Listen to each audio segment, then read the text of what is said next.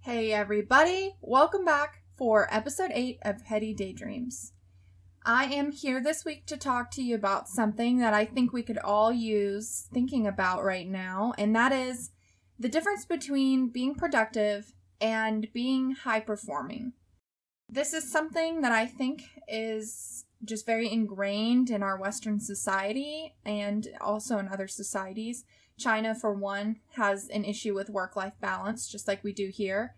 And I wanted to talk about this because I feel like COVID has caused us to halt our lives in ways that make us slow down and think about what we're doing and then also what we're doing with the rest of our lives. And so that's going to be the topic for today. What I want to do is give you guys some updates on the show and the giveaway that I've been talking about for a couple weeks.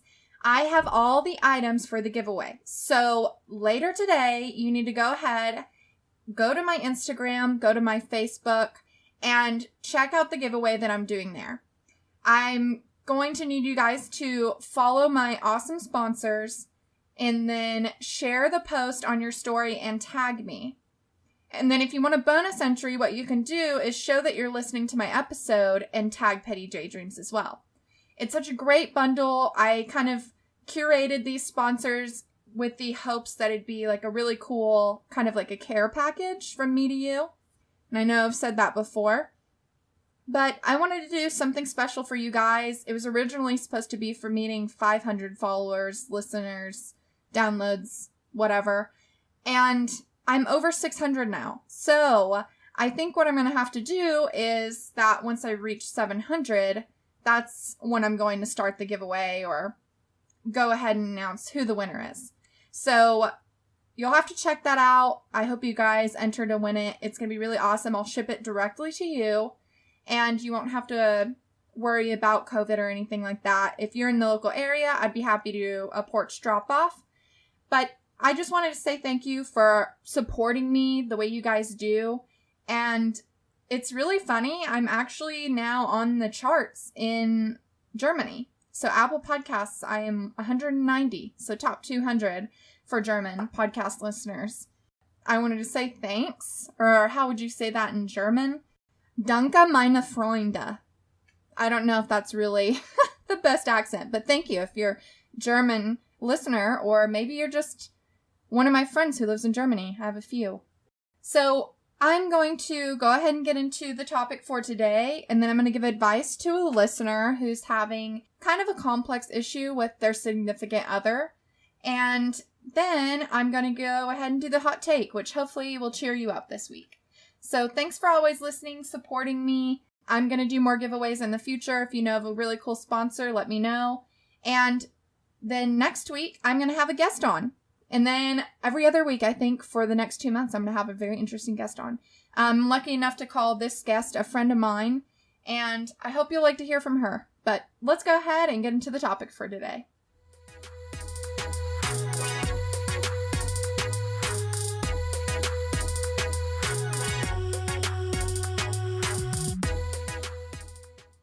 Okay, so like I said, we're going to be talking about the difference between being productive or highly productive and high performing. If you're anything like me, you have issues with being a workaholic, working more than you're allotted for, really wanting to be eager to show that you're doing a good job. Being a small business owner, I'm always preoccupied with the idea of making sure I'm showing my value to my clients. I think they've been really great about letting me know that they appreciate me and stuff, but when COVID came along, it was kind of one of those things, I'm not going to be mad or upset if somebody has to cancel services because they're not making money. And that's the whole thing, like my clients make money, I help them make money, and then in turn, they pay me for digital marketing services. I was thinking about this idea, I always get caught up in what am I doing? Am I doing everything I need to? What is my checklist for this week? what are the things I need to cross off? What do I need to be thinking about for this week, next month, next year? What's my next career move? I have this never-ending checklist of things I need to do so I can prove to others and prove to myself that I'm being productive enough. And then when rest comes along, I feel guilt and I feel ashamed if I'm not hitting it as hard as other people, or I don't know, like working so much that I'm reaping the rewards I assume I would have. It's kind of this toxic mentality. But being productive is different from being high performing. And this is what I think is the difference. So being high performing means that, you have a task and you complete it, in a set amount of time and better than the average ability. You can look up definitions for these things. Some would argue they're very similar. But I think there's a negative connotation to being productive in our society. Being high performing leaves room for things like self-care, taking a weekend off, things that make you more equipped to do your best than simply focusing on numbers, production, output, those kinds of things. So I kind of want you to recontextualize this in your mind and think about things. The modern 40-hour work week only came about because of labor regulations in the United States and then elsewhere around the world. Some people had it before us, after us. But basically, we have this 48-hour work week, and then we have the weekend, which the weekend was meant for leisure time. And basically, there was all this kind of philosophical talk going around and people talking about making changes to legislation, because as technology increased and our systems became more efficient, we had, new energy, things that made progress possible.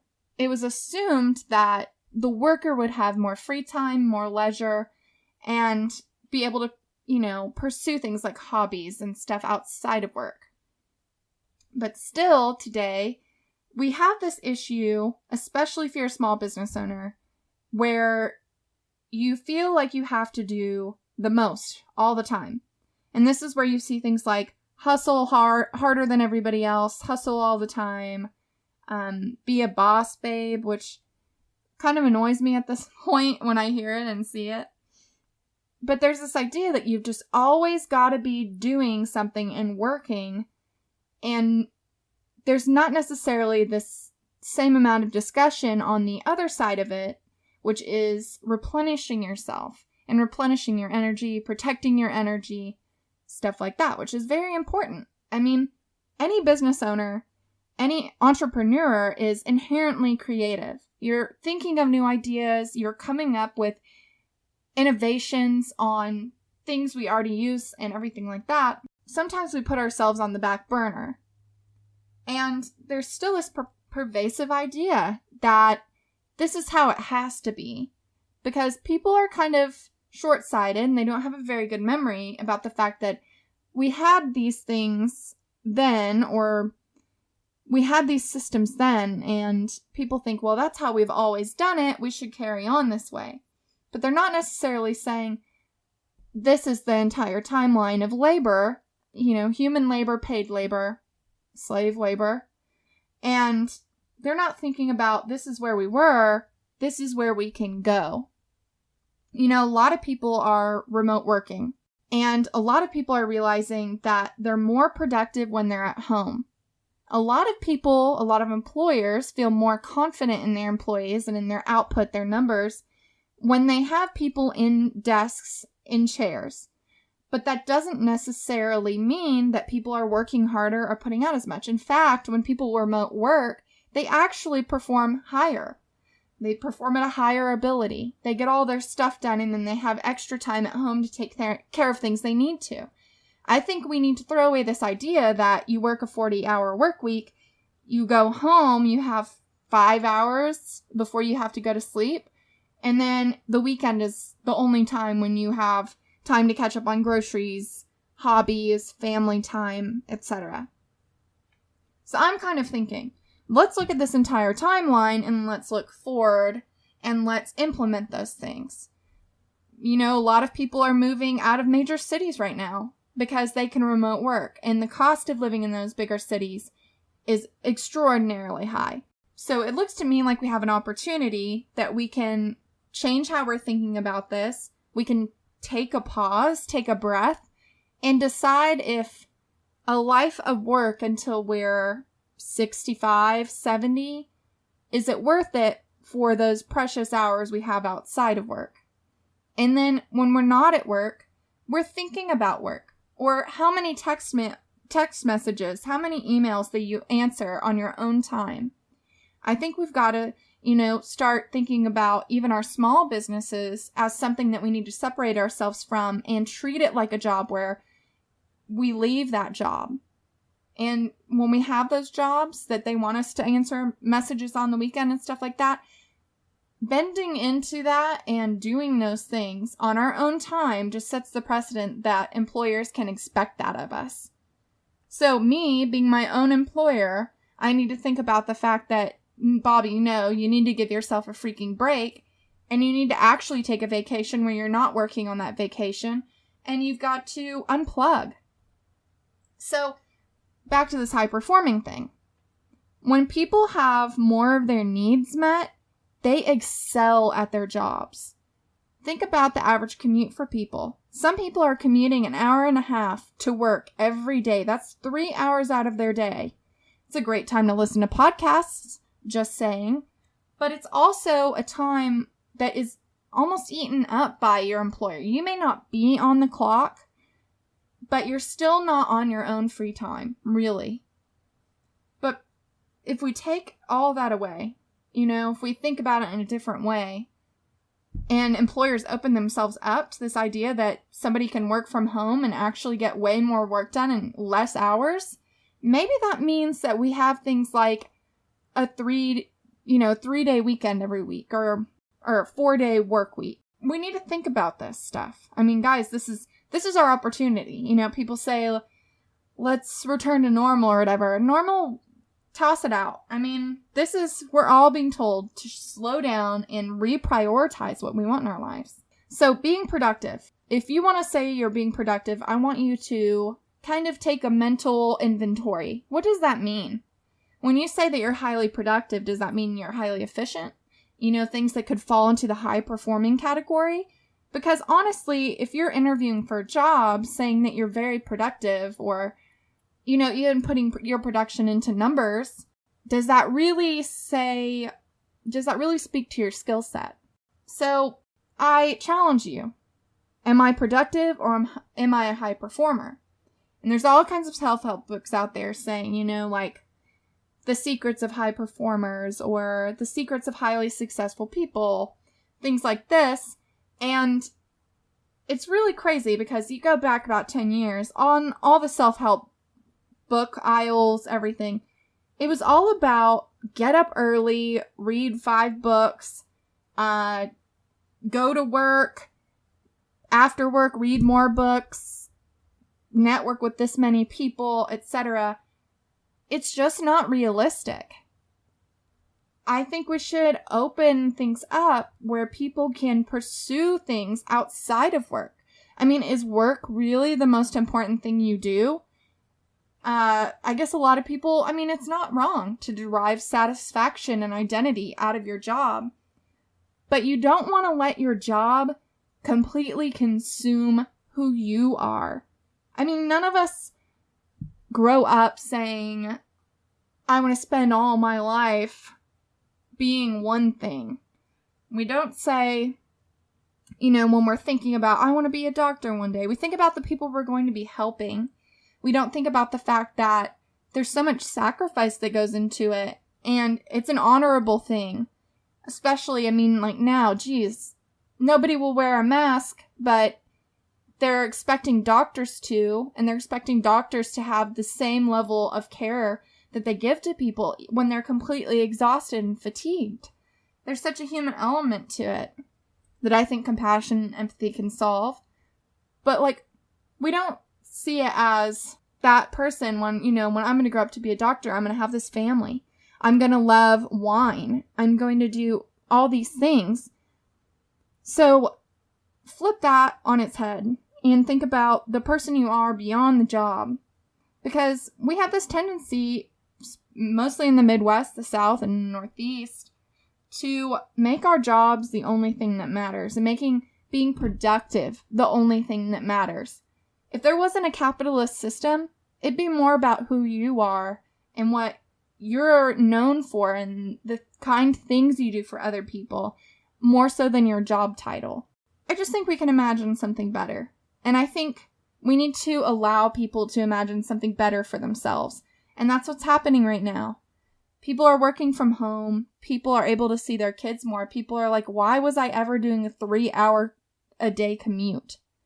And they're thinking about, what if I get sick? I think a lot of people were able-bodied and completely healthy before this hit. And they're taking it for granted that they've never had a major illness in their life. They've never had to go to the hospital or have their heart scanned, all this stuff, and they just take it for granted. But you got to think about, one day you're not going to be here, whatever here is. You're not going to be here anymore.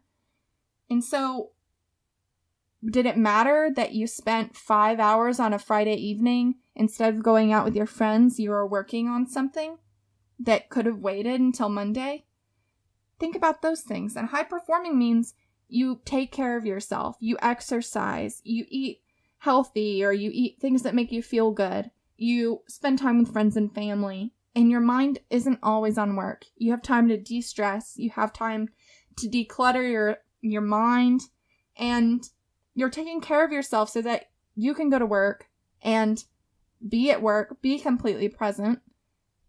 But your whole life isn't this game of, am I doing enough to prove like I have value? Because that's what being productive boils down to. How much stuff can you get done to prove to somebody else that you know what you're doing and that it's worthwhile to keep you hired on? Another thing to think about. Your employer could probably easily replace you. So will it make missing the most important things in your life worth it? And that's coming from a place of privilege too. I'm very lucky that all of my clients have kept me hired on during this time. I'm lucky to have a roof over my head. I'm lucky that I don't have to dig meals out of a dumpster like somebody that Peyton and I passed on the street when we were playing tennis the other day. Contextualize your life and get into what really matters. Being productive is not one of them. Next, I'm going to give some advice to somebody. They used my anonymous Google form, which I highly recommend. And they want to know what I think about when you're making more money than your significant other. So this is a very hot topic. It's been a big deal ever since women entered the workforce. I don't know if you're a woman, the person asking for advice, but I'm going to get into all of that. So hang on, I'll be going right on over to the advice section in just a moment.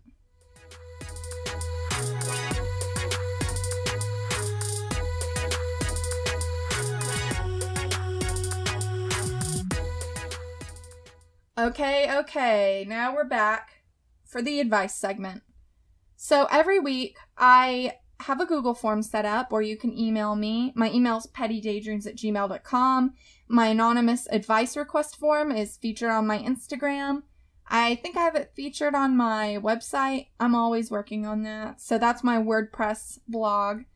But every week you can write in. It can be on anything. It can be about asking for, how do I use sponsored ads on Instagram? It can be, like, I'm afraid I might have contracted an STD. Like, how scary is it to go to the gynecologist or get STD tested? It can be something like, I've always wondered about day trading or investing. And then if you're asking something like that, like extremely technical, then I'll probably have a guest on who can answer it a little bit better than I can. Or I'll do a ton of research and I'll let you know what I know.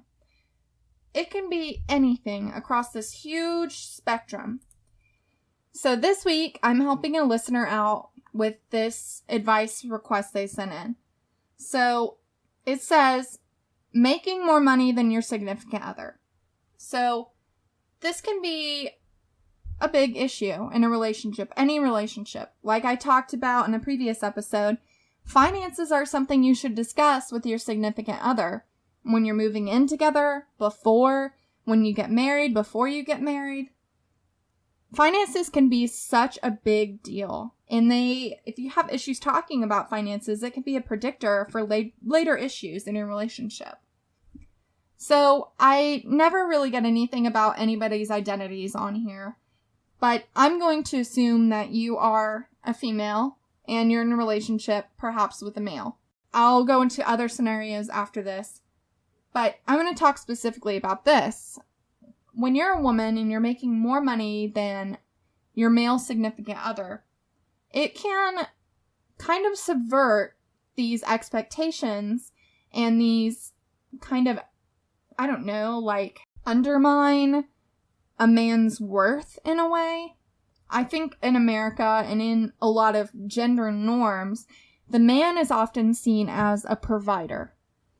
And so on certain levels, men are totally okay when their female significant other makes more money than them. A lot of men are totally comfortable now with being stay-at-home dads. I'm all for this. I'm all for this idea of equality.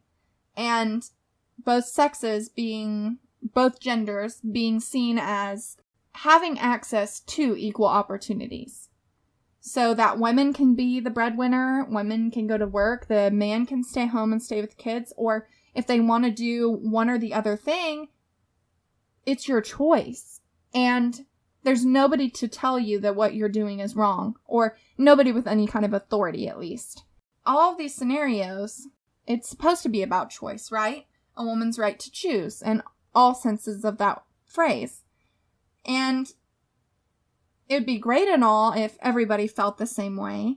But sometimes men, even if they're the wokest guy you know, sometimes men can have issues. It can make them feel a little bit insecure when you're making more money than they are.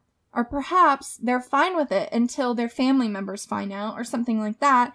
Or somebody, some uncle or some old ass grandma says something like, shouldn't you be making more money, honey? Shouldn't your wife stay home? You know, you have these people that want to give their opinions and their 2 cents. And it doesn't really fucking matter. What matters is how you guys feel about it.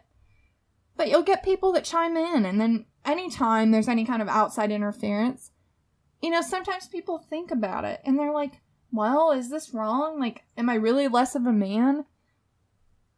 So, this is a potential problem sometimes with people. And I think the best thing you can do is talk about it.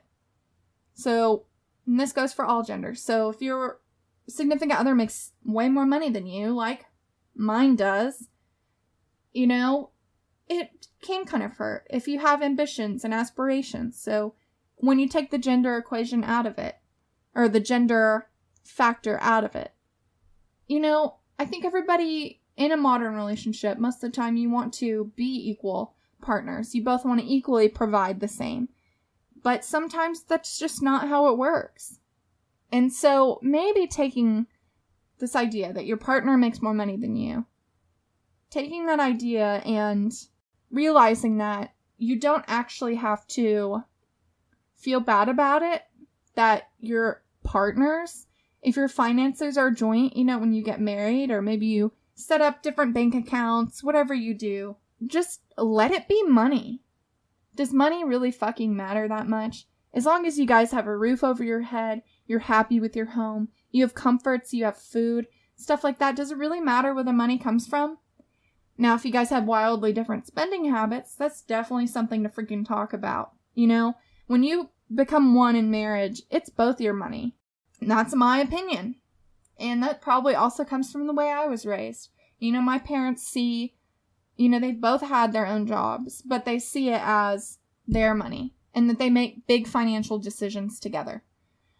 So make it less about this abstract, you know, value that we place on money that's, you know, like I talked about just earlier, being productive. You know, how much money are you making as part of being how productive you are? And making it more about, like, do you have your needs met? Because money, it doesn't matter. If you have enough of it, it doesn't matter. Now, if you don't have enough of it, that's when it becomes an issue. I think they say, people are billionaires, millionaires, and rich, however you want to say it. They don't think about money as much as we do, but other people say they think about it more than we do. People who have to consciously think about money all the time, but they're operating from a place of abundance and not scarcity. And that's a whole thing for another topic. But in terms of the money between you and your partner, don't make it as big of a deal. It doesn't matter that much in the end. And if you're having feelings of inadequacy because you're not making as much as your partner, talk about it with them. And if you want to make more money, talk to them about, what should we do so that I can be making as much as you or more than you? Maybe it's a friendly competition between you guys and seeing who can hit that next pay raise. You can make it fun and you can make money less of a stressor and more of something that uplifts you, and you can invest in all things like that. There's all kinds of resources out there to do that. You're making more than your significant other. If they have issues with it, talk to them about it. Seek out a couples counselor if you need to. Talk to a financial planner if you need to. That's obviously mostly if you're going to get into investments and retirement plans and stuff. But, talk to people in your orbit and get their advice and be kind with your partner. Empathize from their point of view and see if you can't resolve the issue together. And like I've always said, and I will say again every time, I am not an expert in any way. I'm not a counselor. I'm not a therapist. I'm not a psychiatrist. I'm just giving advice as if I were to give it to my best friend, sitting right across the table from me. And that's the advice I give to you. So if you want to talk about this topic in more detail, if you want to tell me a little bit more about your situation, go ahead and email me or send me a response on my anonymous form. Sometimes I do more than one advice request in a show. All that said, I wish you guys luck. There's always going to be one partner making more money than the other. I think that's how it works. If you can get your salaries to line up exactly, that's nutso. But I think you guys will figure it out. And in the end, money's just a abstract concept that we give way too much value in our lives. Hit me up, guys, on the Google form. Send me an email, pettydaydreams@gmail.com. Send me a DM. I'll never reveal your identity. I don't know who the hell you are most of the time when you're messaging in my Google form. So don't feel, hesitant or anything to reach out to me. I really love helping you guys, and it brightens up my week to be able to talk about something new with you, and you get my mind going and thinking about things in a new way. With all that said, let's go to the hot takes.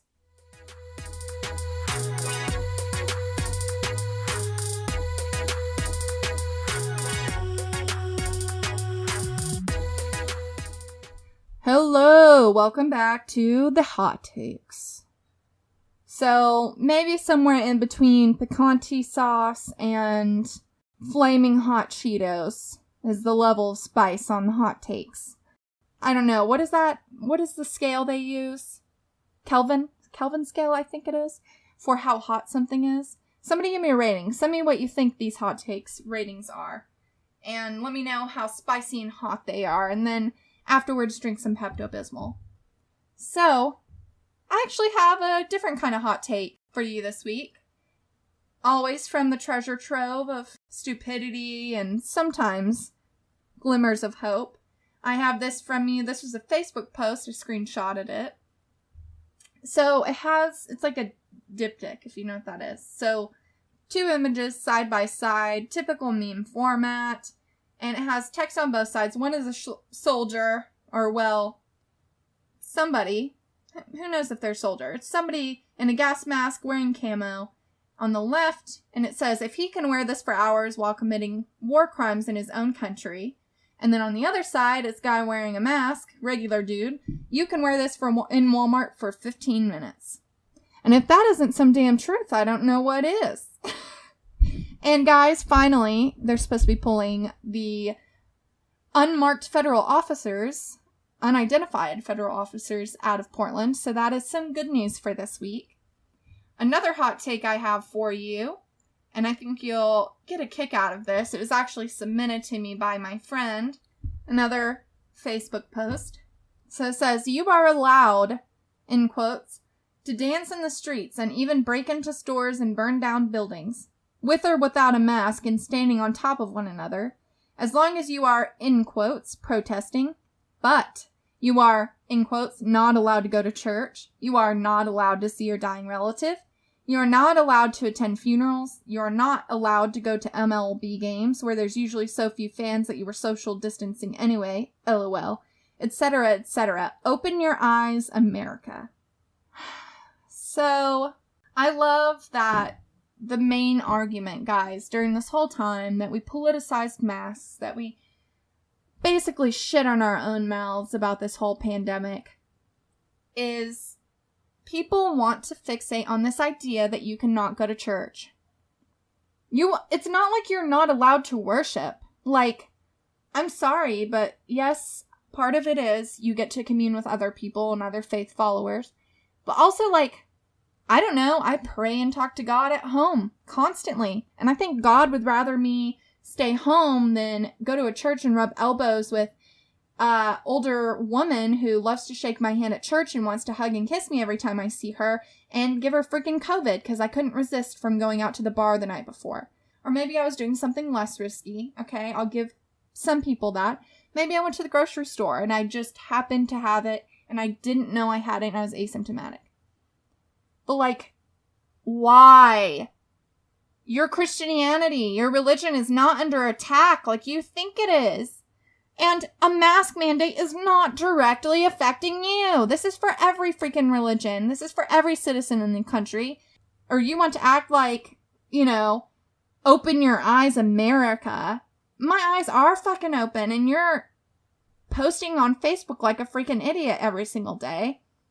Also, guys, I'm only keeping this person in my orbit that we're mutual friends with because they post the stupidest shit, and I think I've reduced my hot takes pool by a lot.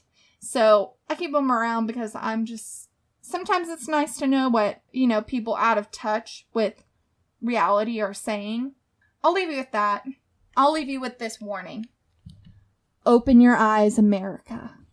And that's for other things, and I think you know what those things are, like unmarked vans pulling people into them and federal agents who we don't even know who the fuck they are, no way to identify them if they commit any kind of crime, pushing guns into people's faces who are protesting. That's what I want you to open your eyes to. So that's what I'll leave you with this week. And like I said, I have a really fun guest coming on next week. It's a friend of mine, Leslie. She does cosmetic injections. She's always teaching me something. She has a great Instagram account. It's Saint Botox. So she's always posting cool graphics and like info about getting cosmetic injections. She's very cognizant, very aware of the issues some people have, you know, like with getting too many injections, wanting things to be injected where you can't inject, all kinds of stuff. She's just really great with her, I don't know what you'd call it, bedside care, even though it's all outpatient procedures.